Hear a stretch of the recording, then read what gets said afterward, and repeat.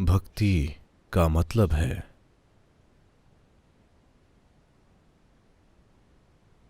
खुद को ध्वस्त करने का साधन।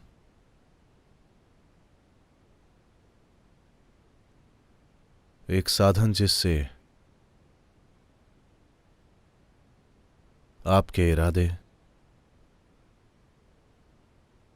आपकी कल्पनाएं और आपके सपने ध्वस्त हो जाएं, जिससे आप एक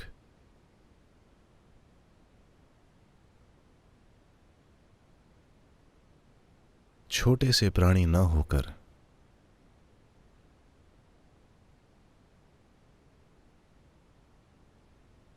या इस सृष्टि में एक बेनाम छोटे से प्राणी न होकर खुद ईश्वर के हाथ बन जाएं।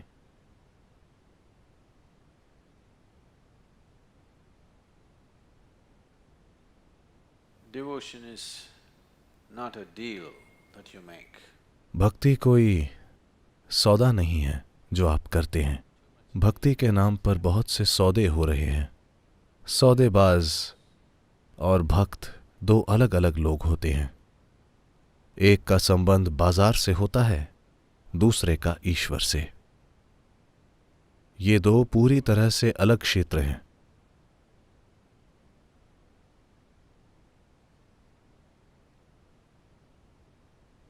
आपको ये समझना होगा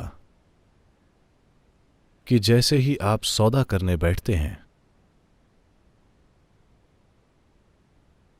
तो सौदे का धर्म है कि आपको दूसरे से ज्यादा स्मार्ट होने की पूरी कोशिश करनी है। नहीं, क्या आप एक नुकसान वाला सौदा करना चाहेंगे? जब आप सौदा करने बैठते हैं तो आप दूसरे से ज्यादा स्मार्ट होना चाहते हैं। पर अगर आप ईश्वर के साथ ये रवैया अपनाएंगे तो शुरू करने के पहले ही हार जाएंगे। आप अस्तित्व के साथ ऐसे बैठें,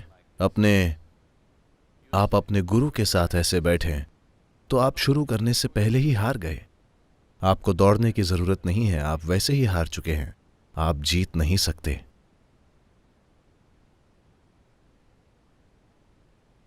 क्योंकि सबसे बुनियादी उद्देश्य ही हार चुका है।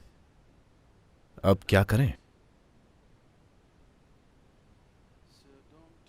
तो भक्ति की जबरदस्त शक्ति को मत गंवाइए। इसीलिए क्योंकि आपके दिमाग में एक बेवकूफ भरा सौदा है। आप क्या मांग सकते हैं? आप सृष्टि और सृष्टा से किस तरह का सौदा कर सकते हैं?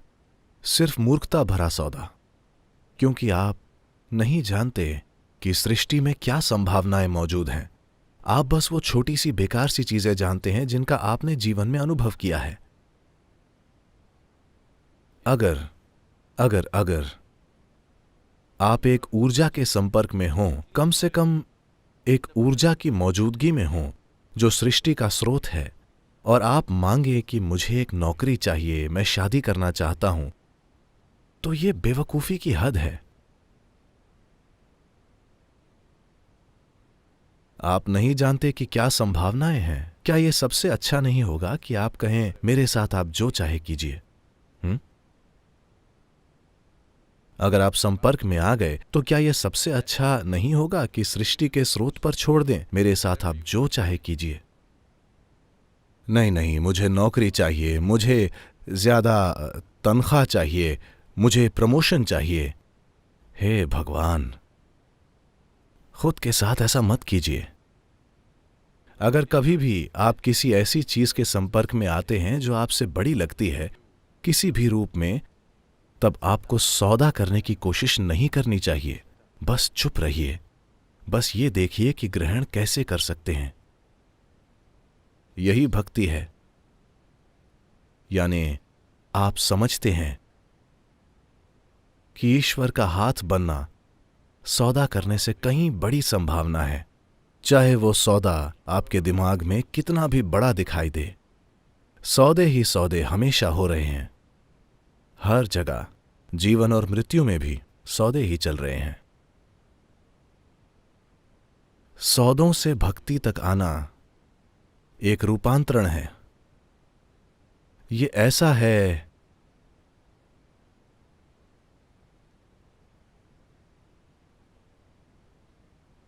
जैसे मैं अगर आपको कचरा दूं तो क्या आप मुझे कुछ खुशबूदार और सुंदर देंगे? नहीं। अगर मैं आपको कचरा दूं तो आप मुझे ज्यादा कचरा देना चाहेंगे। लेकिन प्लीज देखिए कि सृष्टि कैसे काम करती है। अगर आप इस पेड़ को कचरा देते हैं तो यह आपको फूल देता है ना? ईश्वर का यही तरीका है। अगर आप वाकई में एक भक्त बन जाएं तो आप ईश्वर के हाथ बन जाएंगे और फिर सब ऐसा ही होगा। आपकी ओर जो भी फेंका जाता है वो पोषण देगा। आपके मार्ग में जो भी आएगा वो आपके लिए सुंदर होगा, क्योंकि जो भी आता है आपको पता है उसे एक सुंदर रूप कैसे दिया जाए। यही भक्ति है। सौदा मतलब आपको फूल चाहिए, आप कचरा किसी और को देना चाहते हैं। अगर आप वैसा सौदा करें तो उसके बाद आप अलग हो जाएंगे, है ना?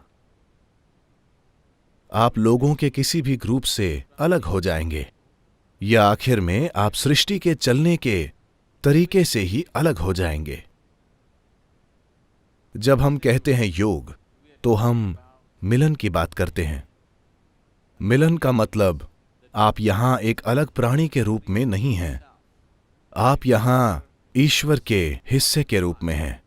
आप सृष्टि और सृष्टा के एक हिस्से के रूप में मौजूद हैं, यानी आप हर चीज के साथ एक हो गए हैं। यानी आप एक छोटे से रेंगने वाले प्राणी नहीं हैं जो सिर्फ अपने ही काम करता रहता है। लेकिन वो पूरा विचार आजादी के बारे में नासमझी भरी सोच ये है कि आप अपनी मर्जी से काम करना चाहते हैं, है ना?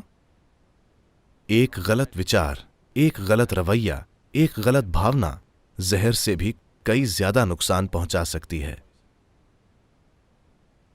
तो इसीलिए असतोमा सद्गमया, असतोमा सद्गुरु मैं ये बोल चुका हूं। नहीं, आपको जीवन के हर पल में ये बोलना होगा। जीवन के हर पल में यही यात्रा है कि आप झूठ से सत्य की ओर बढ़ रहे हैं।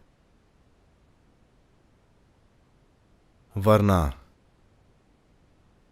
जो सच नहीं है उसे आपके मन में सच दिखाया जा सकता है।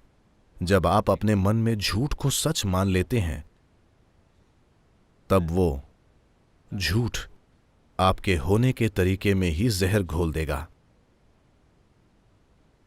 और फिर आप सोचेंगे कि दुख आपको ढूंढते हुए क्यों आ रहे हैं। दुख तो आएंगे ही, और क्या होगा? अगर दुख नहीं आते तो उसका मतलब है मेरा जीवन असफल है। दुख आने चाहिए अगर आप गलत काम कर रहे हैं, है ना?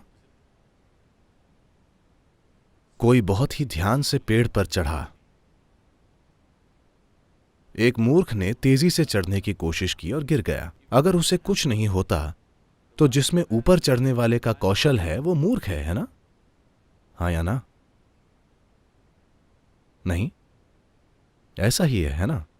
जिसने ध्यान दिया है, जिसने जरूरी कौशल पाने पर ध्यान दिया है किसी चीज को सही तरीके से करने के लिए, अगर वो और एक मूर्ख जिसने किसी चीज पर कोई ध्यान नहीं दिया है दोनों एक ही नतीजा पाते हैं, तो जिसने सभी चीजों पर ध्यान दिया है वो मूर्ख है ना? तो मैं वाकई दुख के खिलाफ नहीं हूं। मेरी कामना है कि आप दुखी न हों। लेकिन अगर आप मूर्ख हैं और आप खुद के साथ बेवकूफी करना चाहते हैं तो आपको दुख मिलना चाहिए, क्योंकि दुख आएंगे तभी आप बेवकूफी करना छोड़ेंगे। मान लीजिए, क्या आप देखते हैं कि अगर आपके शरीर में एक जख्म है जो सूख रहा है तो आप ऐसे करते हैं ना? ऐसे करते हैं ना?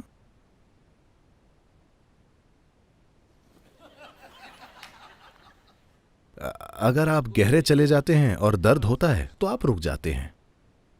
मान लीजिए कि दर्द नहीं होता तो आप अपनी आंतें बाहर निकाल लेते। हां, खुद को कम मत आंकिए।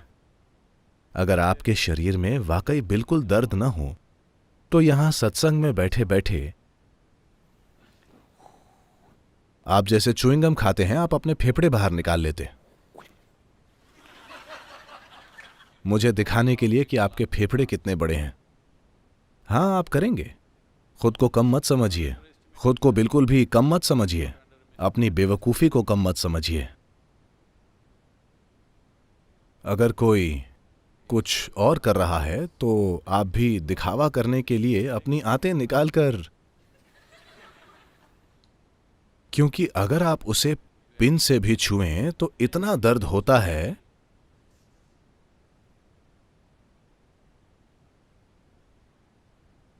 जहां भी दर्द नहीं होता, आप पेड़ का दर्द नहीं जानते, आप जानवर का दर्द नहीं जानते, आप दूसरी चीजों का दर्द नहीं जानते, आप उन सभी चीजों को काटते जा रहे हैं, है ना? सिर्फ यहीं दर्द होता है तो आप इसे बचा रहे हैं। तो ये ठीक है, आप अच्छा कर रहे हैं। कम से कम आप इतना तो जानते हैं, बस इसी का विस्तार करना है, बस यही है। अब क्योंकि आप इसका दर्द जानते हैं तो आप इसे अच्छे से रख रहे हैं। अगर आप पहाड़ का दर्द जानने लगें तो आप पहाड़ को भी अच्छे से रखेंगे। अगर आप सृष्टि के दर्द को जाने तो आप हर चीज को अच्छे से रखेंगे, है ना? योग का यही मतलब है, मिलन। यानी हर चीज आपका एक हिस्सा बन गई है, और भक्ति वो आयाम है जो आपके और दूसरी चीजों के बीच की सीमा को बहुत आसानी से मिटा देता है।